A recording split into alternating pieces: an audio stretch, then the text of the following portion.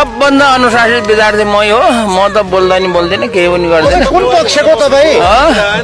म एकदम निष्पक्षको। तपाईँ मोबाइल हेर्दै बसिरहनु भएको भन्ने थियो। पढ्छु क्या मैले, मोबाइलमा पढ्छु, अरू बेला पढ्नु पाउँदैन।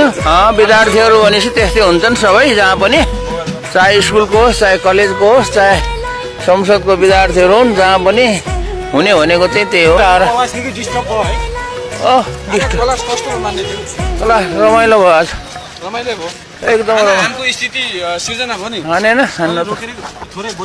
होइन पहन मेरो होइन, गाडी हेर्दैछु क्या मेरो।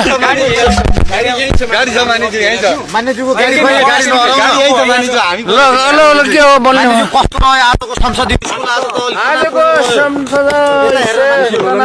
अलिकति गडबड भयो होइन, त्यही हो, केही त्यस्तो गडबड सामान्य कुरा हो, ठुलो कुरा होइन। विद्यार्थीहरू भनेपछि त्यस्तै हुन्छन् सबै, जहाँ पनि, चाहे स्कुलको होस्, चाहे कलेजको होस्, चाहे संसदको विद्यार्थीहरू हुन्, जहाँ पनि हुने भनेको चाहिँ त्यही हो, अलिअलि गडबड हुन्छ। अनुशासित विद्यार्थी आज सबैभन्दा म अनुशासित विद्यार्थी को देख्यो मान्यज्यू? सबभन्दा अनुशासित विद्यार्थी मै हो। म त बोल्दैन केही पनि गर्दैन। कुन पक्षको तपाईँ? म एकदम निष्पक्षको। तपाईँ मोबाइल हेर्दै बसिरहनु भएको भन्ने थियो।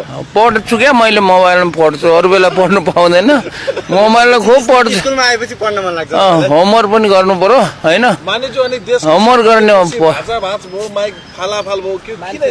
मान्यज्यू त उडेर जानुभयो एकजना। ल केही छैन रह्यो, मेरो गाडी आएछ क्या कता।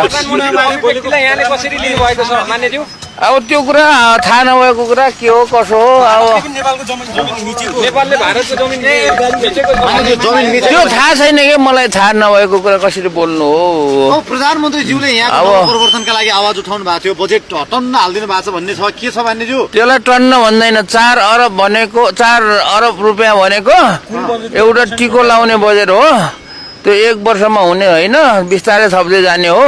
4 अरब भनेको त्यसले चाहिँ केही पनि अनुसन्धान भन्ने त्यति हुँदैन, एउटा सुरुवात चाहिँ हुन्छ।